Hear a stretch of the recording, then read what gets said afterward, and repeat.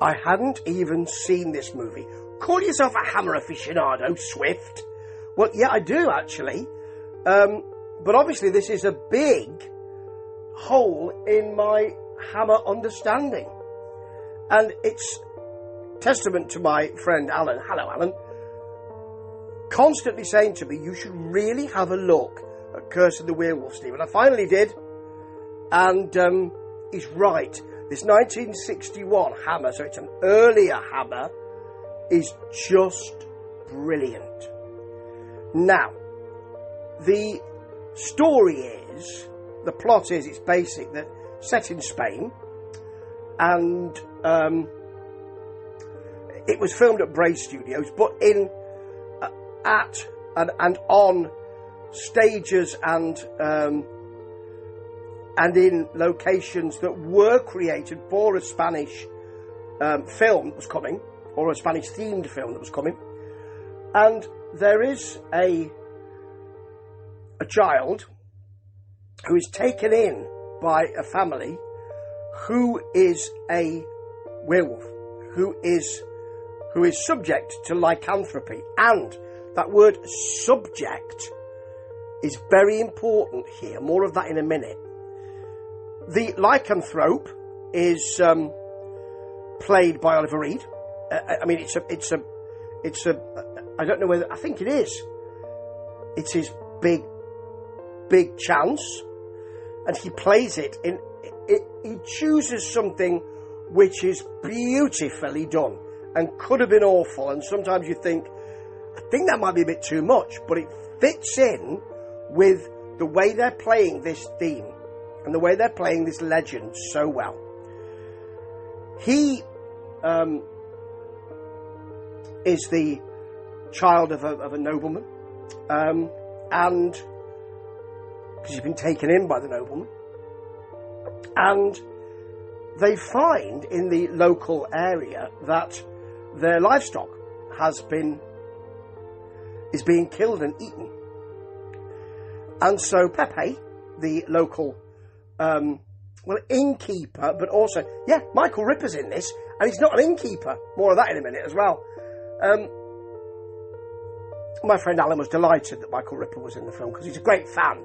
Aren't you, Alan? A great fan. And local innkeeper, Pepe, played by Warren Mitchell, who starts with a kind of Mummerset West Country accent. And then by the next scene, he's forgotten about that completely, which is a good thing, in my view. So he's also the local shooter-upper of wolves and dogs and that kind of thing that can worry the livestock. And he is worried himself because he feels he shot something. Well, he stayed up all night and shot something, and it's not there. Well, it won't be, will it? Because they're taking the buckshot out of the young child, Leon Corledo, the erstwhile son of Don Alfredo Corledo, played by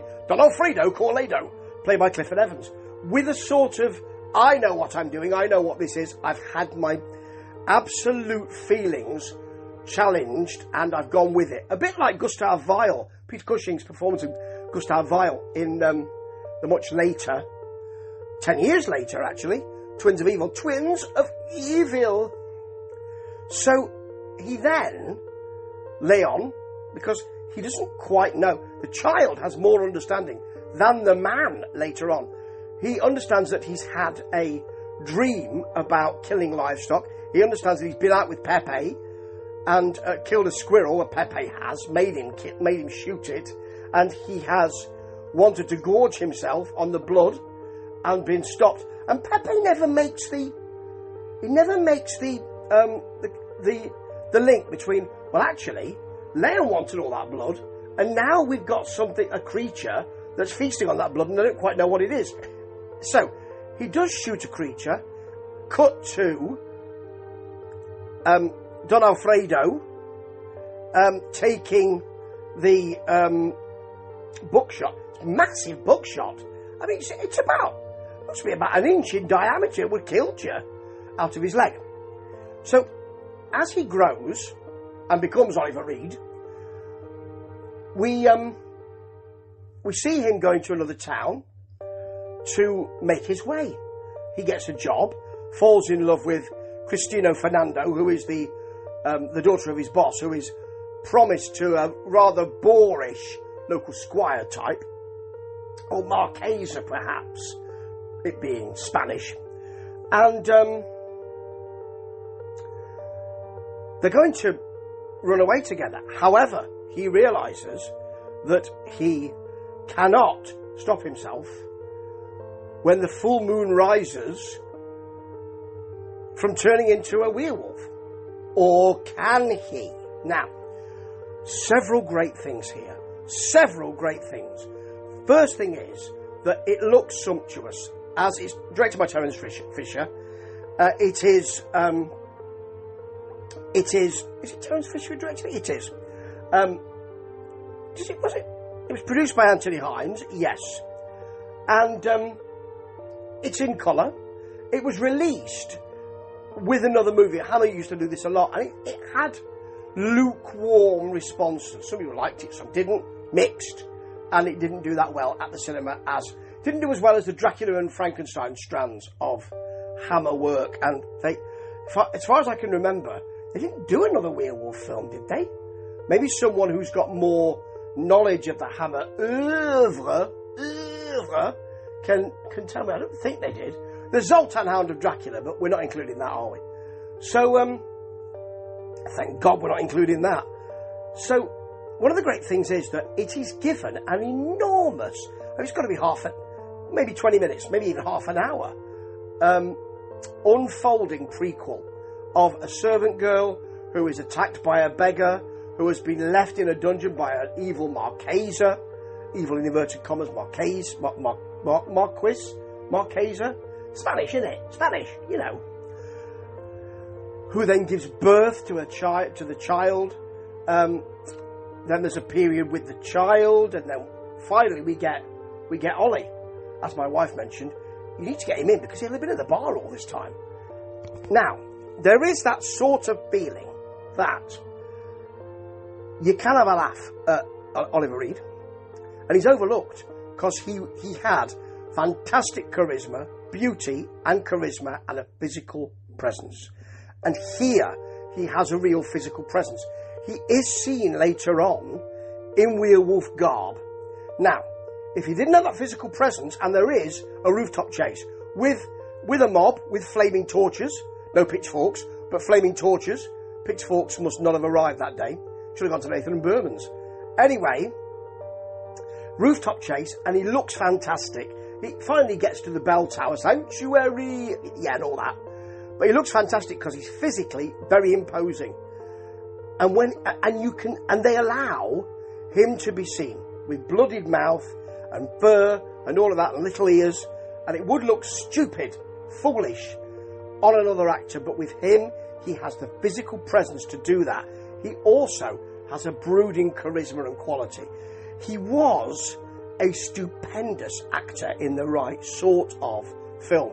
The issue is that he did all sorts of films, and sometimes they didn't show him in the best light. Here, it really does. One of the reasons being is because this links to something else they've done. This is another reason why this film is such a success. Because generally, when you get a werewolf film, it's, okay, they've been bitten by a werewolf, or there's a reason why he's changing. It's usually a bloke, innit?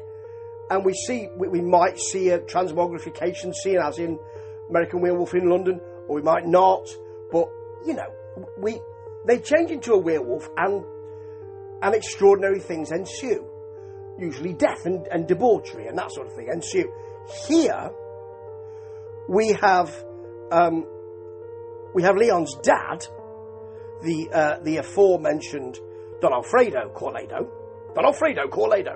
going to see the local priest, who seems to have a real knowledge of lycanthropy.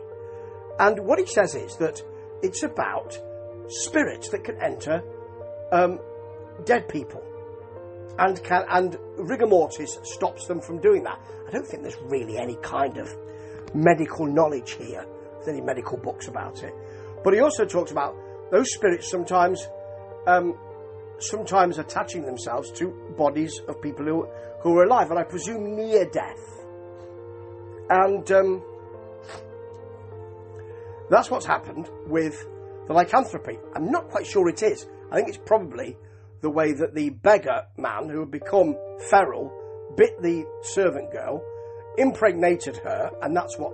It's probably more likely to be that. However, what they do with this is they say it is a battle between good, in inverted commas, and evil, in inverted commas, if you believe in those two things. So, the person who could change into a werewolf, the person who has lycanthropy thrust upon him, and it's usually a bloke, as I say, can fight against it. And if they've got the love of a good woman, at one point, he has his erstwhile girlfriend there, doesn't change, even though it's a full moon, because she's been there stroking his head the whole time, but he has to fight against it, and it's much more difficult if there isn't somebody who is showing him kindness and love. Consequently, that's what happens when he goes out and his mate's there, mate he's working with, who's the life and soul of the party and very drunk, and there are lots of floozies there, and he doesn't have any love or attention, and consequently, love and beauty, so consequently he becomes a werewolf. It's really interesting, and the way that, you don't usually get that sort of spiritual, or in a way existential view. And the way that feeds into what Oliver Reed does is that he fights against it. And you can see him desperately trying to fight. They get the glycerin out, so it looks like he's sweating a lot. But he's fighting against losing the battle, or, well, usually losing the battle, to be frank, of becoming a werewolf, not a vampire, a werewolf. That is something we don't usually get. The struggle. It's usually, well, I'm a werewolf now. It's full moon. Oh, here's me changing. I'm a werewolf. What you never get is, I must fight against this. And that's not explicit, but he almost is shaking with the actual physical fight. Now, that's not played out. No one says, he's fighting, look, he's fighting. No one does that. He doesn't say it. It's big work that he does, and it really works for me. Sometimes you think, okay, you don't need to be shaking as much, but the kind of pulsating that you've got there with Oliver Reed really works for me. Whole film really works. Looks fantastic. You've got the hammer blood there. You've got the story. It protects the whole thing, and it's simple. They do something else with it. Fabulous hammer work. And 5 years later, they're going to win the Queen's Award for Industry because they're putting out so many successful films. This wasn't one of those, but it's an overlooked classic in my view. And that's because of what they do with the legend and what Oliver Reed does too. Marvellous work by almost all concerned. We have got Michael Ripper in there as Old Soak. He's in 2 scenes. And Alan, I think my friend, hello Alan, wanted him to be in more, didn't you? But he's not. Oliver Reed, though, is. And that is all to the good. Oh, ta-ta.